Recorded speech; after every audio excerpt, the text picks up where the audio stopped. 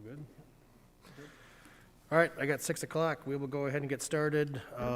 Call the meeting to order with a roll call, please. Here. Here. Here.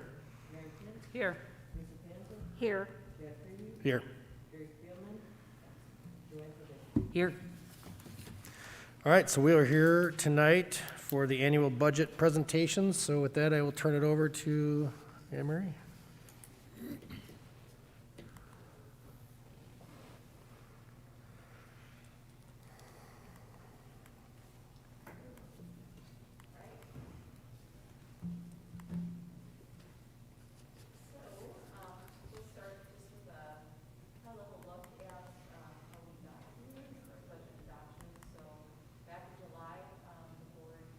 A preliminary budget for this fiscal year, which allowed us to start spending. But what we will be looking at tonight is called the original budget because it has the actual numbers that we need to do the budget. So the statute requires us to adopt that original budget and set a tax levy by November 1. And then we have to certify the tax levy to each of the municipalities by November 10. So we'll look at revenues. We're looking at Fund 10, which is our general fund revenues. So these are some of the things that, the main things that affect what that revenue will be for Fund 10. So enrollment, we look at third Friday enrollment, which this year was on September 17th. And we also look at summer school FTE from this past summer. So those two things combined together affect what our revenue limit will be. We look at private school vouchers. So we got those numbers from DPI on October 15th of each year. So that affects our revenue limit. We'll take a look at that in a few slides. For us, we have students who are participating in the Wisconsin Parental Choice Program, as well as the Special Needs Scholarship Program. One of the main pieces that affects our revenue is our Equalization Aid. That's the aid that we get from the state, and that will affect what the tax levy will be. And then property values, we get those from the Wisconsin Department of Revenue each year on October 1st. So the equalized property values will affect the revenue limit.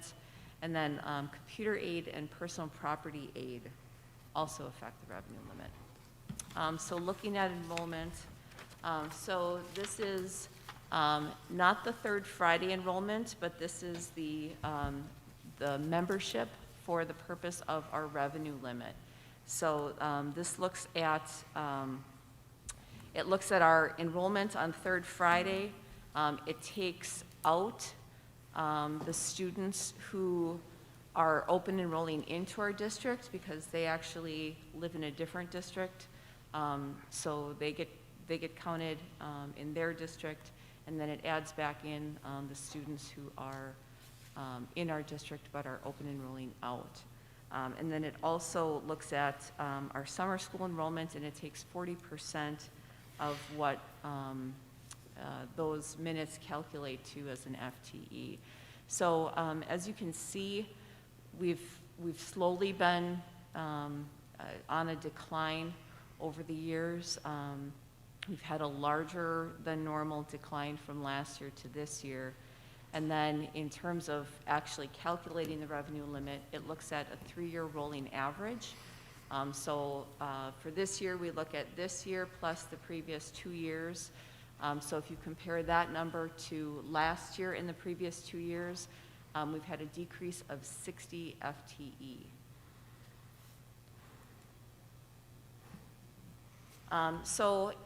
In calculating the revenue limit, we have several non-recurring exemptions. So that means that they increase the revenue limit for this year only. So one of those is a declining enrollment exemption. So based on that 60 FTE that we are down, we see a 1-year increase to our revenue limit of just over $600,000. Prior year open enrollment, this is just something that we don't necessarily see this every year, but it basically happens that we had an open enrolled student who wasn't counted at the time. So we get to increase our revenue limit by $8,510 because of that one thing. Adjusted or refunded or rescinded taxes. So what had happened there was the city of Beaver Dam had requested a chargeback. Basically they were, because of how something was assessed as far as property, they were looking for us to charge us back money that we had received. And so the state approved their request for that chargeback. So last year in February, we were required to pay $74,894 back to the city.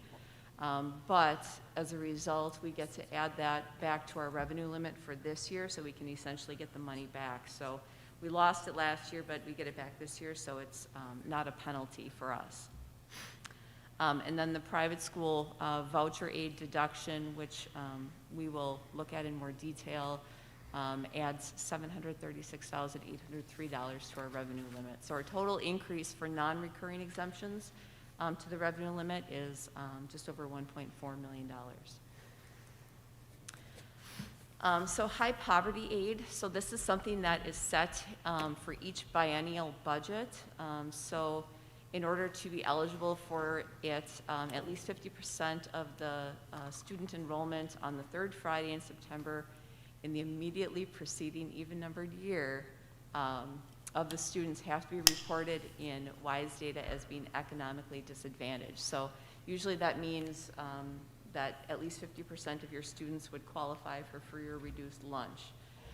So they look at it in even-numbered years, and then that determines whether or not you would receive that high poverty aid for the next 2 years. So what that does is it reduces that amount because we will get that aid from the state, so it reduces our allowable tax levy. So it essentially acts as property tax relief. So we had received this back in 2015, 16, and 16, 17, but then for the next 4 years or the next 2 biennial budgets, we did not qualify for it. We now qualify for it again, so we will receive $185,030 for this year and next year. So taking a look at the voucher program or the choice program, so the Wisconsin Parental Choice Program, last year we had 43.1 FTE students who live in our district but attend a school that is participating in the Wisconsin Parental Choice Program for grades K through 8. This year we have 60 students. And last year for grades 9 through 12 there were 14, and this year there are 22 FTE or students who are participating in that. The Special Needs Scholarship Program, there were 3 last year and 3 this year, so there's no change in the number of students participating in that program. So what happens is based on where those students live, so they live in our district, so what happens is we increase, or our revenue limit increases based on the number of students who are participating in that program. It increases our revenue limit, we tax for it, and then we turn around and pay that back to the state, who gives that money to the schools where those students are attending. So we, as a district, essentially we are just funneling that tax money to those schools who have those students participating. So we don't keep any of that money, we're just how they get the money. So equalization aid, this is the general aid that the district receives from the state. It's our largest single source of funding that we get. It's impacted by several different local factors, including membership, which is the number of students that we have, our shared costs from the previous year, our property values, and then things that the state sets as part of their budget. So the total money that's set aside for general aid And then there's different tiers within the formula, so they set the ceilings for each tier, and then the state property values per member. So looking at the last 3 years, you can see the amount of equalization aid that we have received as a district. This year, we saw an 8.3% increase over the prior year. Some of this we were expecting, so one of the things that caused this increase was that debt defeasance that we did this year. So because we defeased that $2.25 million worth of debt, that counted as a shared cost for us, which increased the amount that we would get for this year. So we knew we were going to see an increase. We didn't know exactly how much it was going to be, but that is definitely playing into part of this increase. And then the money from the state and what they put into education, and so instead of giving it to the districts as actual money for students, the additional money that they put in, it's essentially helping to bring down the property taxes, because it decreases the amount that we are able to levy, and we're getting it as equalization aid rather than getting it as like additional per pupil aid. Property values, so this year, for the terms of the revenue limits, our equalized valuation increased by 8.53% over last year, which is a larger increase than we have seen in previous years. We also received state aid for exempt computers, so that includes computer software and related equipment that isn't taxed, but we get money from the state as part of that. So a slight increase over what we have received last year. And then there's also state aid for exempt personal property, which includes machinery, tools, and patterns that are not manufacturing property. So we saw an increase over last year as well. So both the exempt computer aid and the exempt personal property aid also serve to decrease the amount of the tax levy. So we'll see that. So essentially, the revenue limit equals any aid that we get from the state plus whatever the Fund 10 and then also the Fund 38 for the non-referendum debt that we have. So if you start with the revenue limit at the top, and then the equalization aid, computer aid, personal property aid, and high poverty aid, so all of those aids come from the state. Those all serve to decrease the amount that we can levy for Fund 38 and Fund 10. Fund 38 is relatively set because we have to make these debt payments each year, so that amount is set for us. And then the remaining amount is Fund 10 levy. So as you can see, looking at this year's budget, compared to the previous 2 years, our Fund 10 levy is down quite a bit from last year and has been decreasing over the last couple years.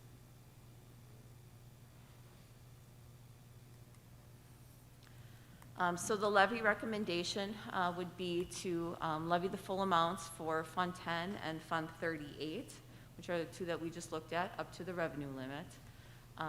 And then we would be looking at $1 million levy for Fund 80, that's the community service fund, to fully support existing and additional community programming and to fund the maintenance of community facilities. And we'll be looking at some of those things in November when we revisit the 5-year facility plan. And then to levy an additional $2,689,481 in Fund 39, that is our referendum debt fund, to be used for future payments. So we can either use that to help balance our mill rate in future years, so we wouldn't need to levy as much in future years because we would have this money to make those payments. Otherwise, we could do another debt defeasance like we did this past year, essentially to refinance that debt and decrease our interest costs and lower our future payments. So if we did those things with the levy, we'd be looking at a mill rate for this year of $8.29, which is down 70 cents from last year's $8.99.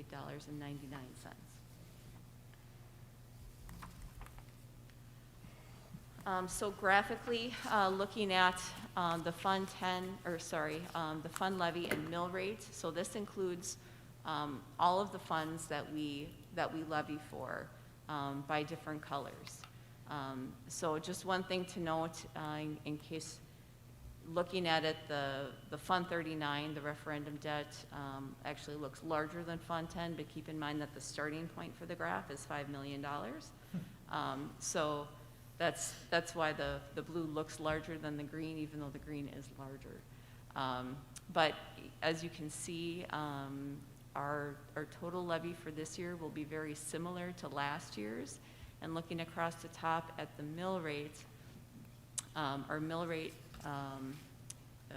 went up when we initially had the referendum debt, but since then has slowly been declining down to the $8.29 that we're looking at for this year.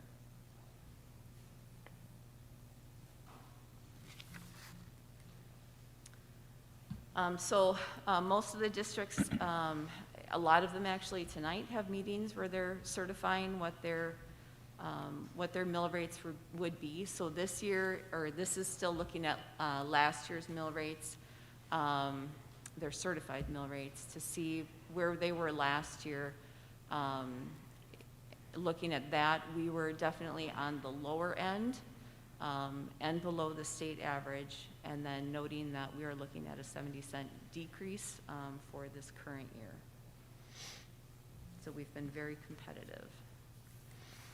On the expenditure side, so this is just a section of the budget for approval that's out in the board folder. This is looking at Fund 10, just the expenditure side of it. So this shows on the far right column what we would be looking at for this year's budget, and then last year as well as the year before that. One line to call out in specific, because that one looks a little interesting, is the 250000, the business administration. So just keeping in mind, 2019-20, that expense is where we had the repairs for this wonderful building when it got hit by a car. So that's over $2 million higher than it would normally be. And then that same line for last year is reflects the bleachers that were destroyed by the wind and then needed to be replaced. So in case you're wondering why that seems to be coming down, I'm hopeful and optimistic that this year we won't have another expense like that, and we can get that line back to where it normally should be.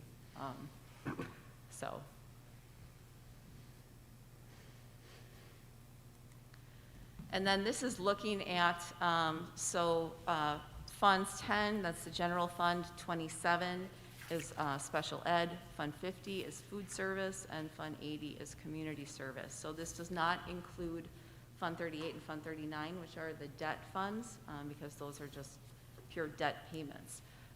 You'll notice there is a section on here called debt retirement. That's for our capital leases, which is usually technology, including like Chromebooks or other larger technology purchases that we buy on a lease. So that's what that debt requirement refers to.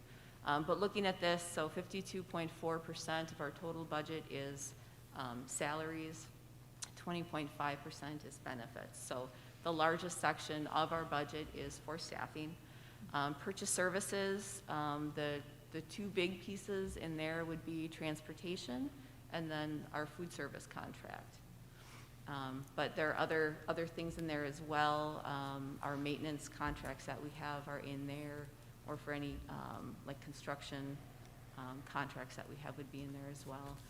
Non-capital objects, those are for the most part general supplies, and then capital objects obviously would be like bigger equipment The debt retirement I mentioned, insurance and judgments.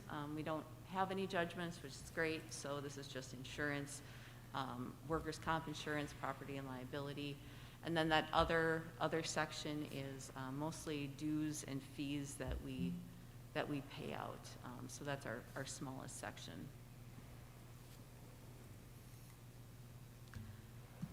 So this is a summary looking at total revenues and total expenditures for all of the funds that we have. So this does include Fund 38 and 39, those debt funds.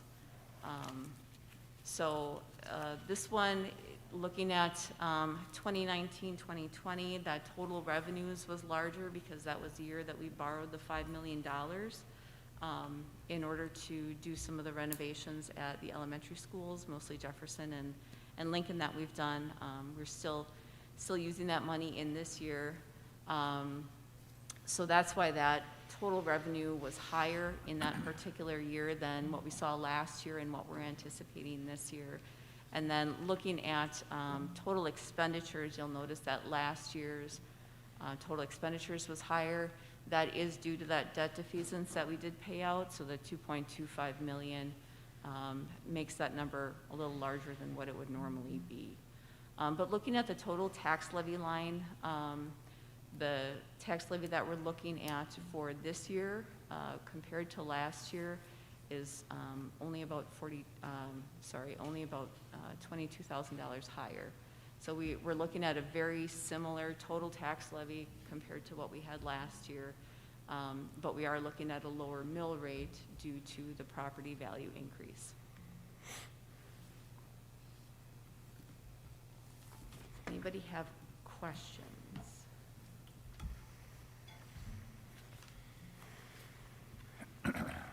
I just have a general question on the school choice. If a student goes, would normally be in our district, but say they go to a school in Fond du Lac or something like that, we would still owe that money to the school in Fond du Lac, the independent school or whatever. Is that Right, correct? we would pay that money to the state, and the money follows the student to whatever The school money they would follows go the to. student, okay. Yep.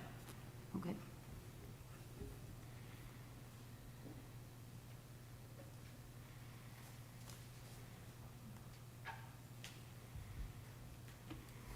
Other questions? Looks good. I'm glad to see the mill rate lower.